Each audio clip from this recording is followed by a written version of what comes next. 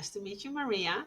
It's such a pleasure to meet executive coach and amazing people officer. Tell us a little bit about yourself, about your career journey.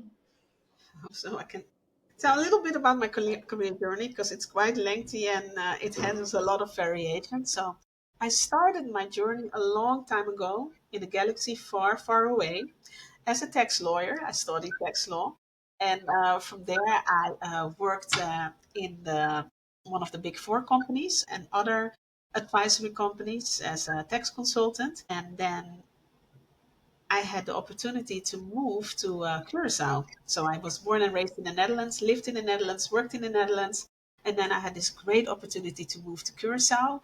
And then I came to work again as a tax advisor for a advisory firm. But I also had to my surprise, had a big culture shock, a big one, because although my family doesn't originate from Curacao because my parents migrated in the 70s to Curacao.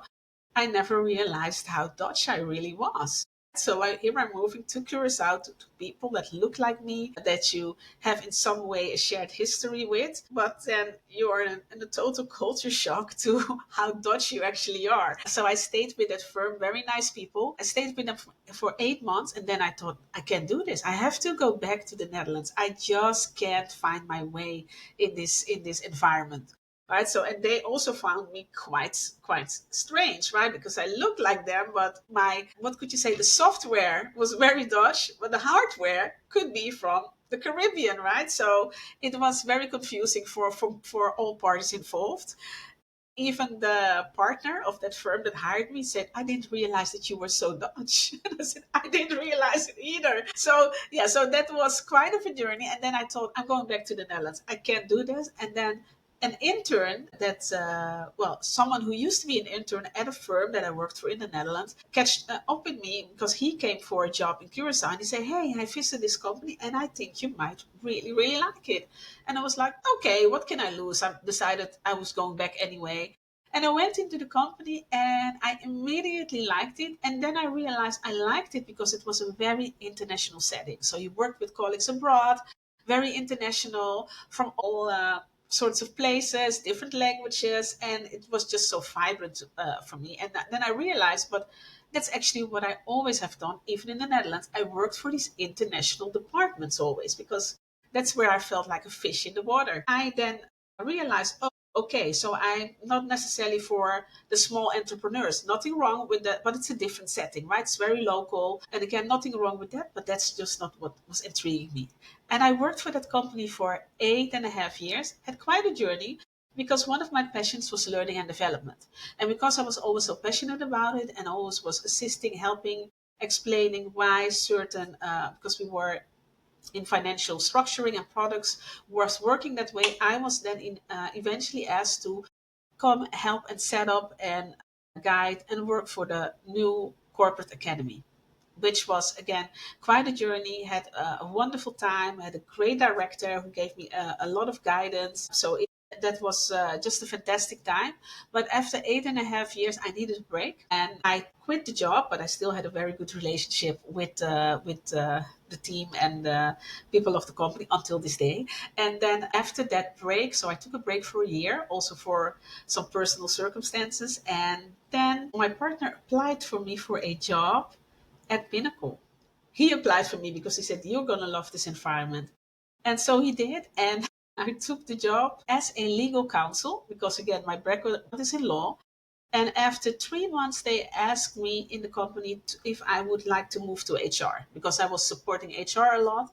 And from there on, I became the HR director for a couple of months, and that then grew out to eventually to become the chief people officer. So quite a journey, different countries, different types of work, different companies. But I worked for Pinnacle for more than 9 years. It's impressive. Thanks so much for sharing that. Yeah, definitely. We will talk today a little bit about cross-culture collaboration for sure, Yes, because it's also relevant for Trueplay as well and for my career journey. But yes, such a story about moving to Curacao and also to shift from law to amazing chief people officer. Such a great story. Thanks so much for sharing.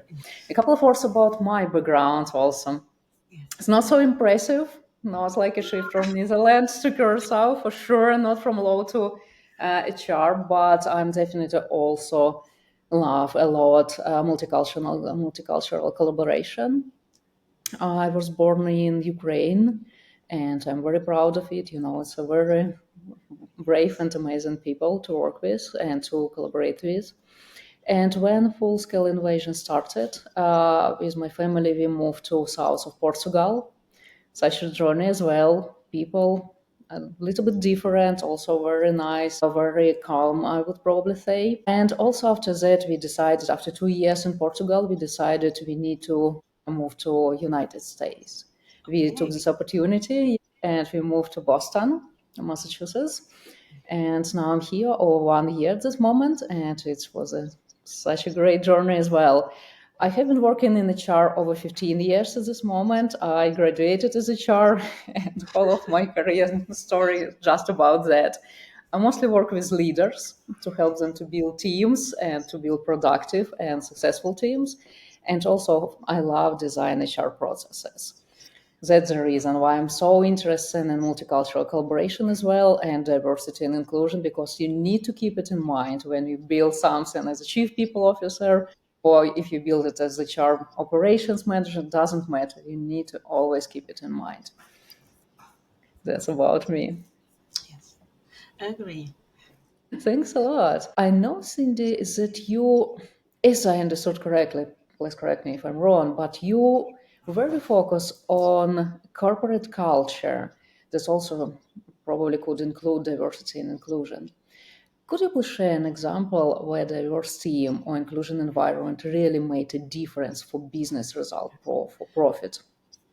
In all fairness, I did not have any inclusion program, and for the longest time, we also did not even have a DEY program or policy for different types of reasons. Because I think, especially when it comes down to DEI, you're living in the state, it's a very political, it can be very politicized very quickly. And people then also think, also especially since I am a woman of color, think that you might come with your own agenda, which is not the case. Because I think that inclusion is actually not necessarily about the others, but it's about you being able to have a level of self-awareness, and with that level of self-awareness have then the appreciation for other people that come from different backgrounds, speak a different language, have a different experience, have a different educational experience, a cultural experience, right? So understand where you are as a person, and once you have that level of self-awareness, you can often, I think, because that comes, I think, with a level of self-confidence, you do not feel threatened or scared or afraid to make space for someone else at the table, right? So I never really focused on inclusion programs or policies, but I did focus a lot on self awareness training, because that opens the door for a level of understanding of self and appreciation of others. I definitely agree with you. We could call inclusion, we could call that culture, emotional intelligence, self awareness. For me, to be honest, it's not like such important as to build a culture where everyone welcome, heard, seen, and valuable. That's why, yeah, I definitely agree with you. I also always keep it in mind that people bring background to our organizations, and they have different background, they're from different culture, their way of thinking, way of learning, communicate and collaborate just different. And when I design a HR process like onboarding, performance review, learning and development programs, or even feedback, culture, I do it with understandings, and people think, learn, and communicate differently. That's why we need, from my perspective, we need to adjust and customize our processes just to be sure that everyone could use it, could leverage it, and also to be successful. For instance, this could be subtitles for all people, because some people prefer to listen to, some people prefer to read, especially if English or other language is not their native language. or some people prefer to read some onboarding materials, but others prefer just to meet with people and learn from them. That's why it would be great to give people opportunity to learn in different ways. And talking about feedback culture, you already started about this cultural difference between Caribbean countries and Curacao and Netherlands. I guess you could share some tips or some observation about how different these cultures, talking about feedback or talking about hierarchy. What did you observe? So yeah, so I think that's the interesting part, right? And actually, by moving myself to another country, I realized also why they say when you study, they always recommend you to go study abroad. And I was like, nonsense! I'm focused on getting this done, and it really is such an eye opener when you yourself move to another country because you have to adjust and adapt. Will you be able to make it, right? And that's I think, and once you have done it successfully once, you can do it over and over again. As I mentioned, after 8 months, I wanted to go, and I'm so glad that I stayed because I learned so much myself through this process. So, sorry, can you repeat your question again? Yeah. It's quite a broad question, to be honest. It's mostly about what differences in communication, in feedback, have you observed, collaborate with Netherlands, with Dutch people, and with people from Curacao or Latin America or Caribbean countries? Yeah. So I have to laugh a little bit because the Dutch culture, again, being brought up in the Dutch culture, is very direct. And I think it's very straightforward. People give their opinions, even if it's not necessary, right? So sometimes it's unnecessary, right? So someone would come in and it would say like, "Oh, that black shirt that you're wearing, it doesn't look good with your skin tone." And you're like, okay, but what is this added value of this remark? But then it's just that something that's I have it on my chest, right? So that's very Dutch, right? Kind of being very blunt, straightforward. On the other hand, you kind of know what you get right away. Very straightforward, right? In the Caribbean, I had to kind of you have to become very better at listening, right? Listening to what is not being said because that's often the more important part, right? What is not said, not actually said. And again, I also managed other offices from London to Asian offices that we worked with in Asia. So and the Asian culture, they are very supportive. So they want to do it for you, even though it is outside of their possibilities, right? So it is, and it is always very well meant. One fun thing that happened, fun thing, one of the people in my team kept referring to me as Miss Cindy. So she was constantly, "Oh, Miss Cindy," and I'm like, "You don't have to call me. You just can call me Cindy. You don't have to call me Miss Cindy. It's not needed." But it's so cultural. So at a certain point, I thought, you know what? I am forcing my culture upon her. If she feels comfortable to call me that, I need to accept that, right? So, but here's the fun part. So then I had a colleague in Curacao, and we're sitting in this big meeting of, I think, like 20 people. And then all of a sudden, my colleague at Curacao is starting to call me Miss Cindy. And I'm like, what is happening with you? Because then and she's like, "Oh my God." I say, "Yeah, okay." I don't say anything about it anymore because I want to accept the Filipino culture and be respectful towards how they approach things. But now you're starting over here, so this mix of different cultures, and the people of London also have their own. I mean, they speak the English of the Queen, right? So they can be very sharp, but also very. They can say things in a certain distinguished way that may be sharp, but at the same time they're also extremely polite, right? You see it how the way they queue if you go into the tube, right? So there is. I think that's just the fun part, right? Because you learn to navigate between those cultures, but you most definitely have the opportunity to take things from that culture and make them your own, right? The best parts of it. So yeah, yeah. So I definitely big differences, but this is also one of the reasons that when what we did in our onboarding at Pinnacle back then is that we had a training, and that was based on the culture map of Erin Meyer that kind Yeah. of went to those specific differences in stereotypical things from each culture to kind of make newcomers aware. You will work with a lot of people from a lot of different backgrounds, right? That person not saying anything doesn't mean that they don't acknowledge what. what you're saying, but they just have a different way of approaching communication, or they have a different approach towards time and time management. So yeah, so you try to kind of prepare and make sure that we consider others. Right, right. Thanks so much for sharing that. That's amazing. Thanks so much for sharing your personal story and observation, and also part of HR practice at your company. I absolutely agree with you.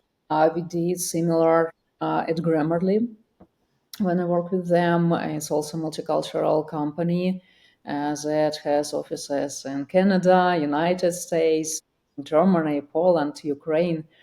And it also was a part of our onboarding program and learning opportunities for Yes. everyone, how Yeah. to communicate, how to give feedback, what to expect from people when they said that I will be on time, because it's also different for different Which time is countries. that? Right.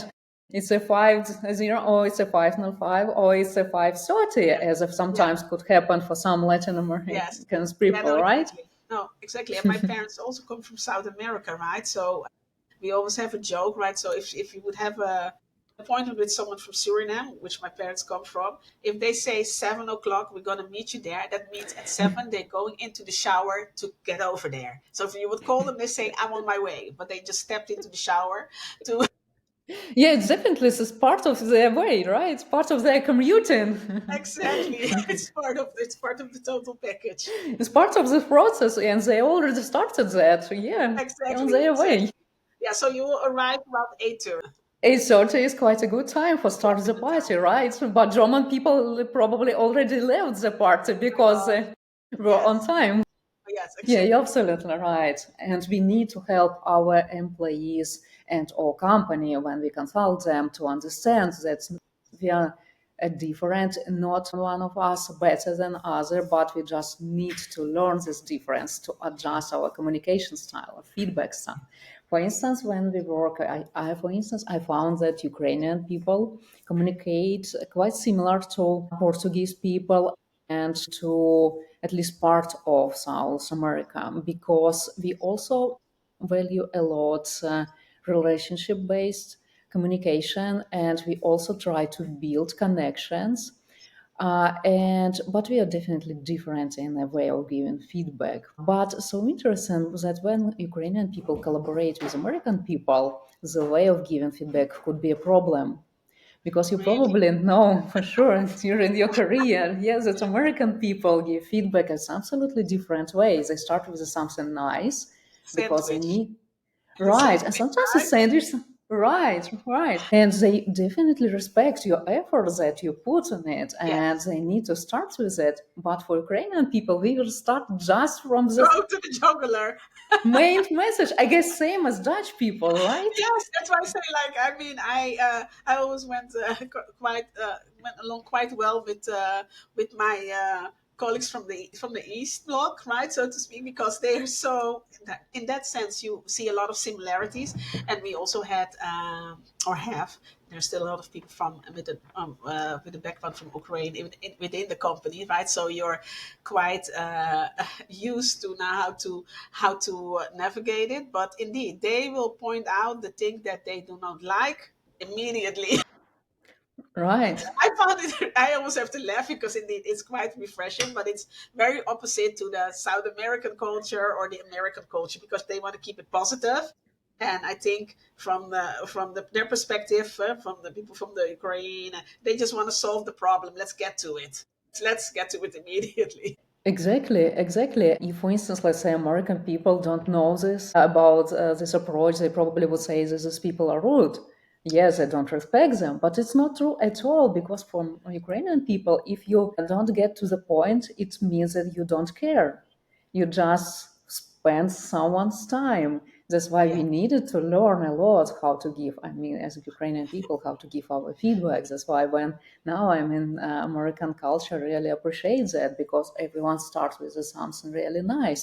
And Yes. of course, it's always could be fine in someone's behavior or results, because all people put their efforts what they do. Yeah, and so interesting that when I collaborate with also with American and European companies, I also found one interesting difference. For instance, In Europe, people tend to be more consensual and egalitarian. It means they prefer to discuss Yes, decisions before it's done, exactly. before it's made. And voice their opinion. Also, voice their opinion about the decision that's going to be made. Right, right. It's so interesting. They would like to be involved. They would like to be talking about that. They would like at least some time to proceed that, right? But for United States, when pace is so quick, managers just expect that it will be done immediately without any discussion or follow-up questions or whatever. That's why when I collaborate with European American companies, I usually recommend American leaders to briefly explain why this decision was made and give people some time to proceed it or even involve them when it's Yeah, possible. And of yeah, course, for European to deliver the solution or to deliver the project as soon as possible, but the most important on time, because it's the most appreciated when you deliver something with a good quality and on time. yeah.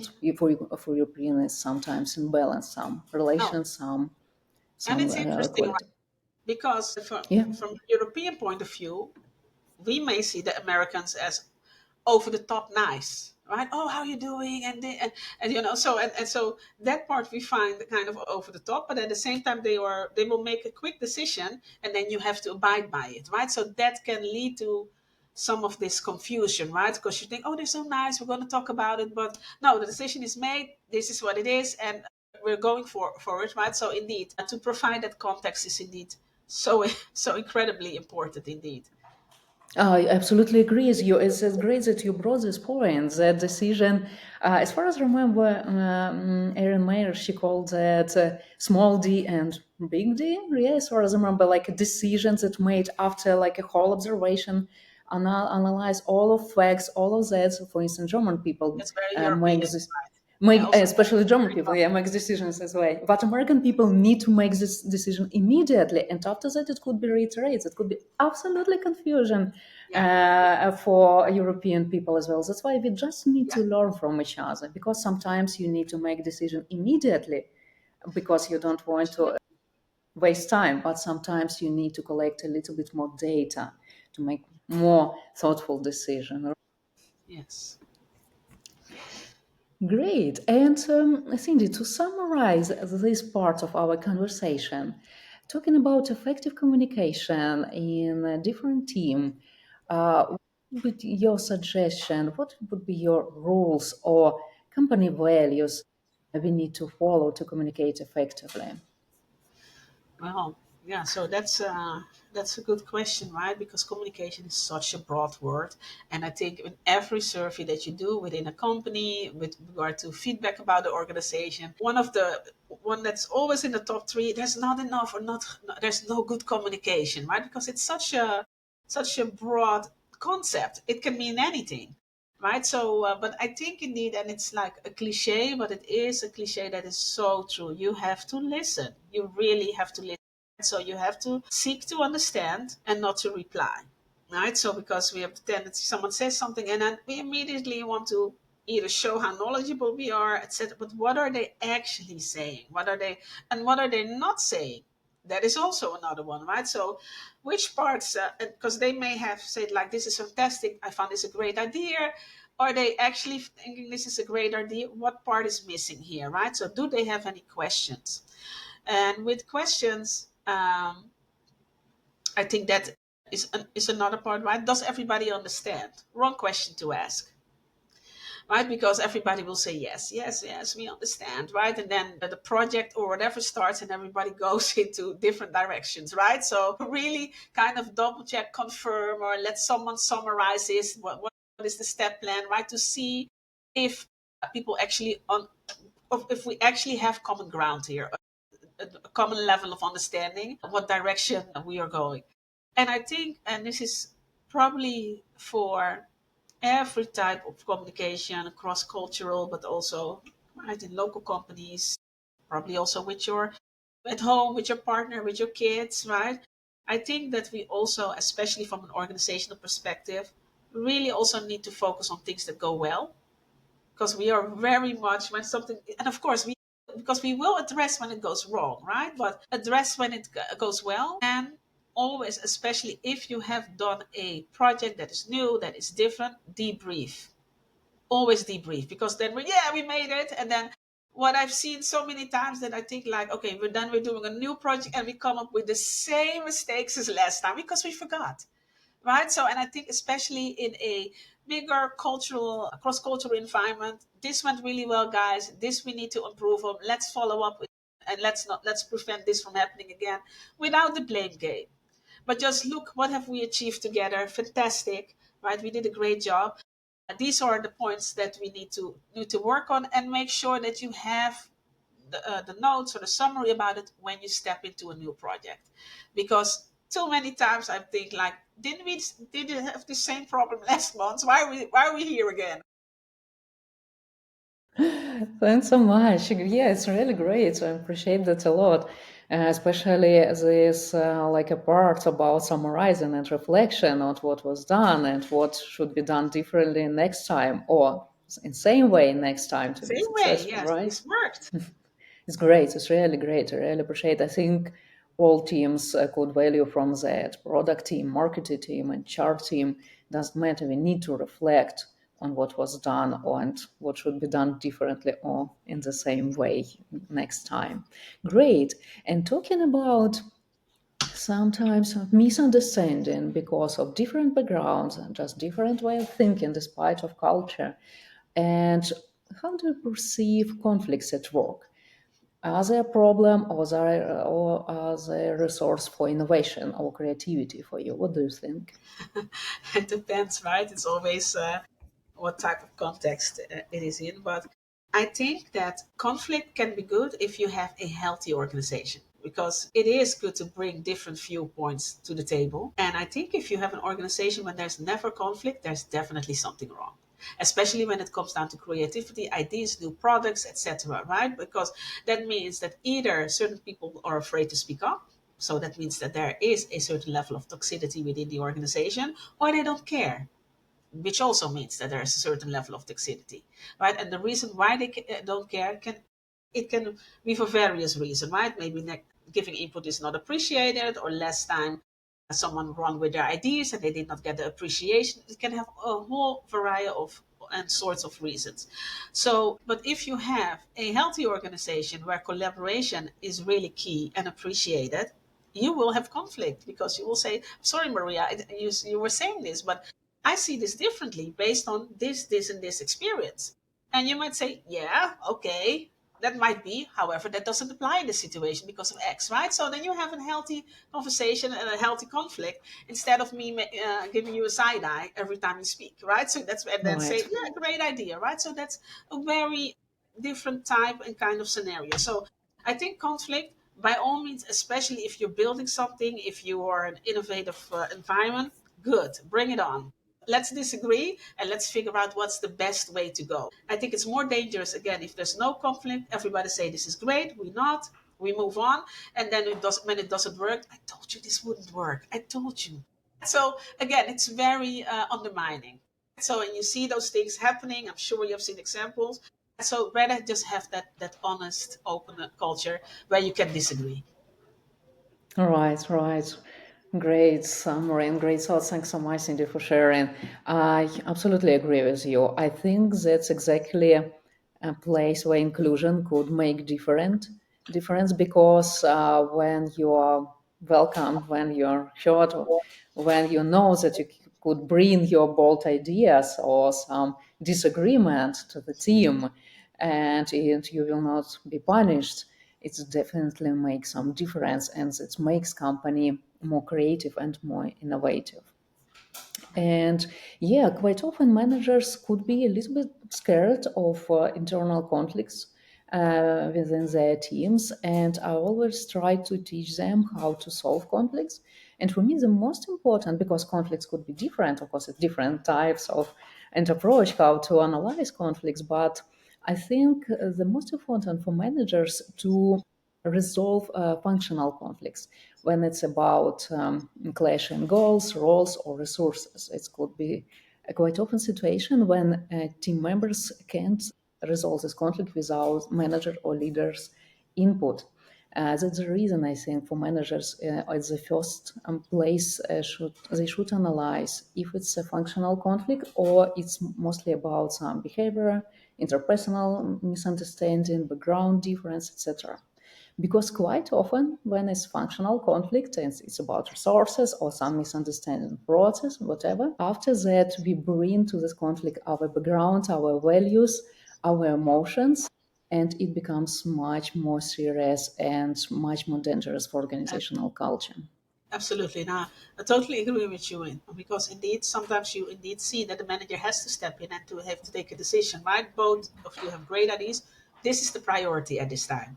So to be able to prioritize and be clear with what the priorities are, because that's often where I also have seen conflicts, right? Because oh, my project needs this, no, my project needs it, right? So what is the priority of the organization? And if that's clear to everybody, the problem could solve itself. If it's not clear, then the manager has to step in and make sure you know you were right, but we have to do X first, and then we will get to your project next, right? Because indeed, if it's not because it may turn into a behavioral issue, or right, because now I'm disliking you because every time you do this, right? But this problem is then actually created by the environment and to the lack of guidance and structure, because structure drives behavior at the end of All the day. right. All right, I really like it. I really like it. And when managers understand that, it's much easier for them to resolve this problem because it should be problems that result about processes or priorities, as you said, or goals or resources. They don't need dive into someone's values. I would definitely suggest leaders who worked on conflict and understood that it's not about some functional or some like work related things. It's mostly related to behavior or values. I would definitely suggest to ask the HR professionals or coach to help with that because sometimes you need a third party or mediator who could help to solve that. And Cindy, you work, I guess, a lot with the companies as a consultant as well and an executive coach. What trends are you seeing right now? What's the priorities for leaders or for companies to work on? You mean with regard to inclusion or just in general? Yes, beyond everything, just what Okay. you can see as a priorities, because we could see some HR reports, but what we Yes. could observe. So what I see and what I also kind of see as the request now is that people are focusing on having high functioning teams. I think, especially in an environment where you're in a fast-paced environment where you have constant change and there's been reorganizations, downsizing, changes, especially in the iGaming industry, right? There's constantly changes happening, going on, etc. Right? So how do you now continue with the team after all these changes, because the balance is lost, and so the how do you kind of restore balance within the team, but also then set them on track, support and help with where it is that we need to go. So often reframing what is again the mission, vision, priorities, but then also how can we make this team after all this turbulence work well together again. Thanks so much. You're definitely right about this change management and how we rebuild culture Yes. after a layoff Yeah. or after some significant change or merchant acquisition, right? Yes. Yeah, I think it's definitely leaders need your help with it because sometimes it's quite challenging situation to rebuild the It culture. can be, right? It can be. And but that's I think also the great part, because if you're an outsider, you're not, of course you pick up on the emotions, right? But you're not necessarily emotionally burdened by the decisions, whether good or bad in the past. So here's where we are now, here's where you want to go. I understand it has been difficult, but that person is no longer here. Okay, let's just look at us. Who are we? Who's in the room? And what is it that we want to do? What potential are we bringing to the table? And how are we going to make this happen together? So I think that's one of the benefits. I think myself, right, that you can have a more objective look without the emotional turmoil within yourself, because you're not how do you say it, attached to the previous challenges and problems. Right, right, absolutely agree. And we are talking again about emotional awareness, right? Yes. Yeah, because it definitely it makes difference. And if leader or HR or individual contributor brings a lot of emotions, and sometimes it could help some, but sometimes unfortunately it doesn't help, especially in a conflict situation or a difficult Exactly, situation. and shades, right? With a lot of shades, and I think that people underestimate how much on emotion they actually bring to the table, right? Because everybody feels that they're so rational, but we are emotional beings, and almost every decision that we made is driven by emotion. So we kind of need to constantly check ourselves: where are we at? What were we planning to do? But also, indeed, understand those cultural differences, because someone might respond or react completely different because of their cultural background and experiences. Right, right. We should be authentic self. I mean, we should be a Absolutely. human at work, but at the same time, we need to remember that we have our own motives, we have our own background, we have our bias, emotions, and when you're aware of it, you are not allowed to make this decision beyond of you, right? You just like combine everything and could make your best decision for that. Thanks, Cindy. And my probably one of the last question to you. Okay. I nowadays workforce includes a lot of different generations, right? And we started to work with Gen Z. Yes. Did you observe any difference when you collaborate with this generation? And probably you could give some tips for leaders how to collaborate with Gen Z. So one of the things, and again, it depends, right? Because every generation brings its challenges to the work floor. I myself am Gen X, right? And we think we're the best, of course, right? But we also can be quite troublesome, right? So I think it's a combination of who works with who, and again, to have that level of self awareness. And if you're a manager and you're a millennial managing Gen Z, or you're a Gen X, or maybe a baby boomer, because they are also still here, absolutely right. So we kind of had to get used to some things, but I think we also again have to appreciate a lot of the great things that they bring. So one of the things that I notice is that they bring, or they don't bring, sorry, they address when they have anxiety and or a mental health issue, or something they address it, right? And in the beginning we were like, what is this, there's always anxiety, but there is not always anxiety. They address it. I think we have the same or similar amounts of anxiety, but we were not used to express it. It was not something that we were allowed to bring to the table. It was just zip it and just flow on. And then you might have like a health crisis or whatever, and nobody know where that came from, right? But they're addressing it much sooner. Like, "Look, I have anxiety, or I don't feel well about this, or so I just feel very stressed." They will express it. I've come to appreciate it, right? Because again, in the beginning I was like, oh my god, there's so much anxiety here. Is everybody on Xanax? What's going on? Right? What is going on? But it's more indeed that space to be able to express how you feel. And again, that is a good thing, right? Because it also gives you the permission to think, how do I actually feel? Right? Right. So because you're like a plow horse, and you're working through it. And the other thing that they bring, they're great with social media. They're great with all these gadgets, right? So they, because in the beginning I was like, shall we put this on Instagram? Why? I was like, oh, why? And now I'm like, you go ahead. You're the social media coordinator. You got this, right? So they technology, social media is such a seamless thing for them to roll into. It's such a part of their life, and from promoting an idea to rolling it out is, I think, definitely something that I've learned to appreciate way more. And I think also that you can leave up to them.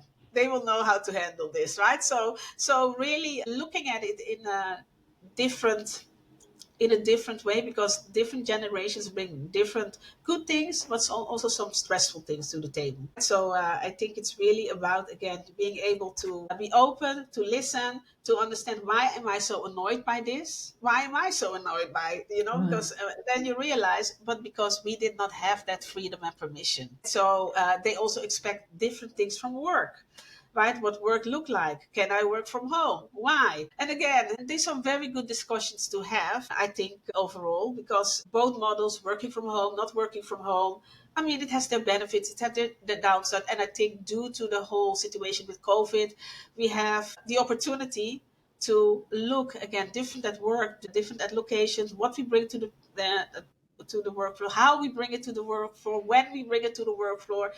So there's this whole new variety of opportunities which give us a chance to not do things the way we always have done it before, but at the same time also be critical towards the end result, right? Is how are we going to achieve it? We don't have to do this as we've done it before, but does this new way or what you propose make sense? Right, right. Absolutely agree with you. We need to explore new approaches. We need to learn. We need to test and check if it works or not. Like collect feedback from our coworkers as well, and also see on our profit result. Absolutely agree. I also notice when I collaborate a lot with Gen Z, of course, and I really appreciate this generation. I notice that they also appreciate transparency and opportunity to be authentic self, and also the same as flexibility and autonomy. And the interesting that I guess the most confusing for some other generation or some leaders from other generations that way to say do it this way because I said to do Oh it in no, this yes, way doesn't exactly. work It anymore doesn't at work. all. No, In the no.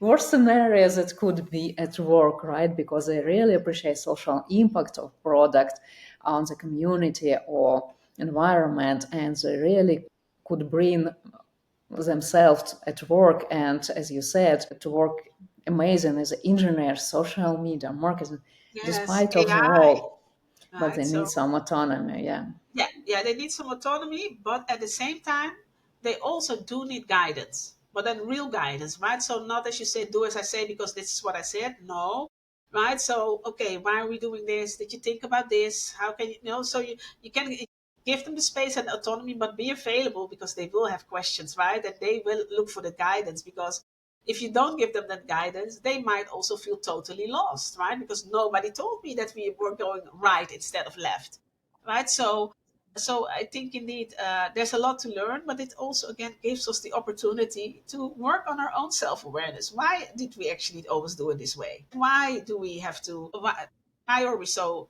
sometimes unintentionally hierarchical? What's the what how does it add any value, right? So they also give you the opportunity to question yourself. Right, right, absolutely. To ask ourselves why we build culture of Yes, fear, not respect or exactly. feedback or guidance or transparency, right? Absolutely agree with you. When we are talking about level of maturity, each generation is similar because we need to start with the first level of our work maturity, right? We need to be taught what should be done in which way, and after that we could create and we could bring some innovation to our work, of course. Yeah, it's always about situational leadership as well.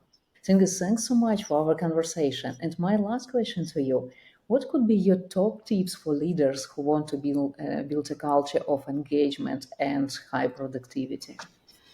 I think the especially when it comes down to the culture of engagement, I think the most important question is to ask yourself, why do I want it? Because it seems so obvious, right? I had someone who said like, okay, we need to of course have diversity, and I asked why? Why? Why do you need it? He had no answer because so, and then I think it becomes like a poster or something. We're doing it because every other company says that we need to do this, right? This is like the hip thing to do. So you need to be able to answer that question first. Why do I want that have level of engagement, right? Because some companies might not find it as that relevant. They just want the job done, whether or not you're engaged. It's not necessarily of value to them, right? So I think that's the question to start. If you hear all these things, high performing teams, engagement, why do I want this, right? Why do I want, and what does that look like?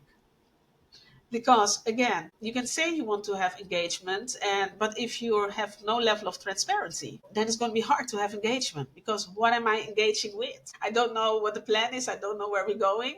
I'm just or informed about these leader. So what I'm saying, that if ask yourself as a leader manager why you want it, and then the second question you need to answer, am I willing to adjust and adapt towards that? Because you also will need to adapt and adjust. It's not those that the people that you, because you say so, you will have this engaged environment.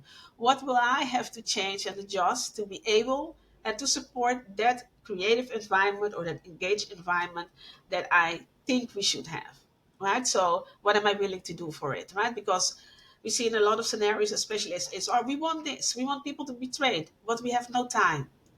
Okay, so do you want it or don't you want it, right? So this is a contradiction here, right? So again, right? So what is it that you want, and are you willing to do what it takes as a leader? Because you're setting the tone for the culture. Yeah, absolutely agree. If middle management works on it, but leaders don't work, it definitely will not successful. Will be Waste not of time. successful. Waste of time. Definitely waste of time. Yeah, and misleading It's for misleading. all It's employees. dishonest. It's dishonest, right? Because you want it without actually having to do something for it. That's not how life works, I think. So yeah, it's so that indeed, are you willing to commit as a leader to actually build that environment? Yeah, yeah, absolutely agree. I would probably add to that. We already talked about that, but just to summarize it and highlight it one more time, that is very important for leaders, for managers, for HR professionals, develop emotional and cultural intelligence when you work with different generation, different team members from different cultures and with very backgrounds. It's very, very important. And just because you've been here for a long time doesn't mean that you're right. Circumstances have changed, so you might again need to evaluate. Okay, this looks different, so maybe I need to adjust, right? So, yeah, You're absolutely right. Yeah, you as a leader, you need to listen to your consultant, to your HR professionals, to your managers, and of course to environment and news that around us. yes. Thanks so much, Cindy. I appreciate so much your time and for sharing your story and sharing your suggestion and tips for our leaders and managers. For us, it's crucial to learn from other leaders as well, and we really appreciate it. Thank you so much, Maria. It was wonderful talking to you. Great questions, made me think. So, always good to think, right? So, thank you. Thank you.